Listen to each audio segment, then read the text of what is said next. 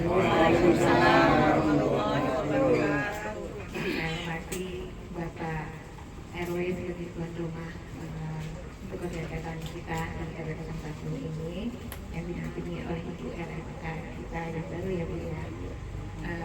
Pada Pak Maulana, perwakilan dari Kelurahan beserta Pak Tony, Pak Imam Damkar dan teman-teman kita lainnya, kepada Ibu Kader, Ibu PKK Kelurahan Kebun Manggis, Ibu Kader Jumantri RT 234, tentunya hari ini adalah RW 1 dan Pak RW datang Pak RW 234, Bu RW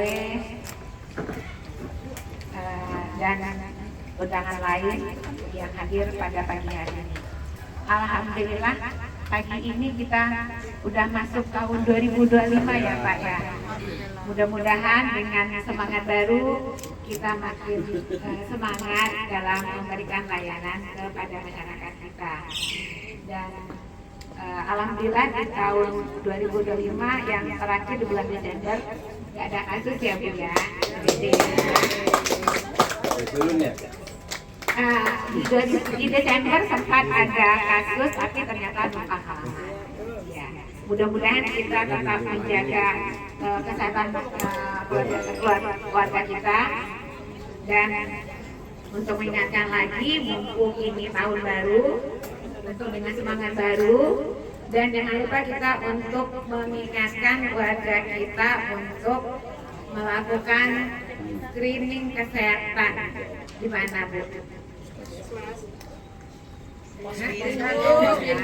Gimana Bu? Kalau yang datang ke puskesmas biasanya kan udah yang sakit. Tapi kadang-kadang sebenarnya udah punya faktor sakitnya, tapi nggak tahu. Itu nggak mungkin datang ke puskesmas. Gimana kita deteksinya? Posyandu, posyandu, Posyandu, ya. Kayaknya saya dalam tahun di sini saya evaluasi kita belum maksimal untuk kegiatan posyandunya. Saya harapkan mulai tahun ini kita usahakan kegiatan posyandu kita lebih maksimal, terutama untuk usia produktif. Usia berapa Bu? 15 sampai 59 tahun. Ya, dan kegiatan posyandu lansianya untuk usia 60 tahun. Ya, nanti kami akan mungkin dengan Pak Maulana juga akan merancang gimana caranya agar screening kesehatan warga kita itu bisa kita laksanakan menyeluruh. Ya, jadi kita juga tahu gimana status kesehatan warga kita, mana warga kita yang kita dorong untuk ke puskesmas, mana yang harus minum obat. Diharapkan kita bisa menjaga kualitas kesehatan warga kita. Nah, itu dengan posyandu. Posyandu itu ibaratnya medical check up sederhana yang kita lakukan di warga kita. Ya, karena yang datang ke puskesmas, ke rumah sakit itu paling cuma sekitar 20-30% yang udah merasakan masalah di kesehatannya. Ternyata warga kita tuh ada yang merasa sehat, memang nggak ada keluhan, tapi kalau kita lakukan pemeriksaan, mereka sudah punya faktor-faktor resiko untuk menjadi sakit. Apa aja Bu? Nggak pernah cek tensinya, ternyata pasti bisa tensinya tinggi. Padahal orangnya sehat-sehat aja, nggak ada keluhan. Sehat-sehat aja, nggak ada keluhan, diperiksa gulanya, ternyata gulanya tinggi. Ya, itu yang harus kita antisipasi.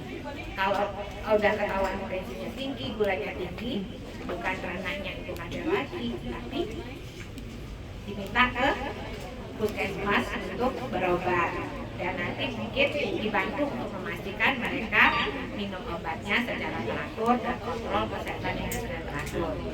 Ya, karena kalau warga kita udah sampai DM, sampai hipertensi, kita cerita sembuh apa enggak? Ceritanya masih sembuh apa enggak? Tidak, kita nggak cerita sembuh seperti batuk pilek datang berobat, saya kasih obat 2-3 hari nggak, udah enakan nggak balik lagi nggak apa-apa. Tapi kalau diabetes, hipertensi, tujuan kita pengobatan untuk apa?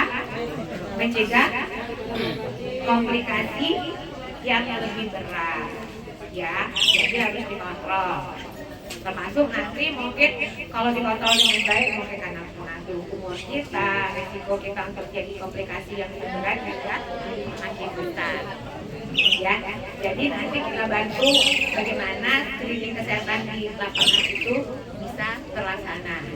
Dan setelah itu kita lanjutin lagi. Dari situ kan tahu warga kita yang belum IPA untuk melakukan mencegah terjadinya kanker cervix. Jangan susah dulu Bu, kita jalanin dulu Bu. Ya, ada yang susah kalau dijalanin. Bisa jadi susah, mungkin warga kita belum tahu tujuannya. Kalau udah tahu tujuan manfaatnya akan lebih mudah. Mungkin di tahap awal akan berat dan susah bagi kita untuk melakukannya karena belum paham. Kalau udah paham, ya mungkin mereka malah akan mencari kita untuk gimana mereka bisa dideteksi. Ya Bu Yana, mungkin kalau masih berat mungkin edukasi kami kan yang masih kurang. Tapi untuk itu kan kami perlu datanya, mana warga yang belum IPA. Nah itu kita lakukan di Posyandu. Cuma berapa kali setahun? Cuma 1 kali setahun. Ya, walaupun dia sibuk, cuma sekali setahun kita periksa. Nah karena ini awal tahun, kita mulai dari nol lagi, ya kita ulang lagi nol lagi. Nah satu lagi yang harus saya ingatkan, nanti kalau udah melakukan Posyandu kan tahu tinggi badan berat badannya, datanya tolong dimasukin ke sistem BPJS masing-masing, ya. Masih ada yang belum punya BPJS nggak di sini? Masih ada yang belum punya BPJS? Masih ada nggak yang belum punya BPJS? Siapa? Siapa yang belum punya BPJS? Warganya. Kalau memang ada warga yang belum punya BPJS, kita tolong segera mengurus. Jangan sampai kalau warga kita itu sudah sakit, kita kesulitan untuk membantunya. Ya, nanti setelah punya data-data kesehatannya, masukin ke sistem riwayat kesehatan BPJS. Tahu kan Bu? Sistem kesehatan SRK, sistem riwayat kesehatan BPJS. Nanti kita bantu hasilnya untuk memudahkan nanti ya. Jadi datanya itu ibu bapak sendiri, warganya diupdate lagi datanya dia sesuai. Nah mungkin kan kita yang bantuin Pak Rosi saya nggak tahu ya kesehatannya, Bu Ewa saya nggak tahu. Jadi masing-masing biar sesuai. Nanti itu bisa jadi ngecek kesehatan sendiri. Biar nanti di situ keluar status kesehatannya apa. Jadi ada screening kesehatan mandiri namanya. Itu lebih enak kalau udah melakukan Posyandu kan data-datanya juga ada gitu yang mau dimasukin. Ya, nanti kita bantu hasilnya di grup nanti untuk ibu bapak sendiri dan infokan ke warganya.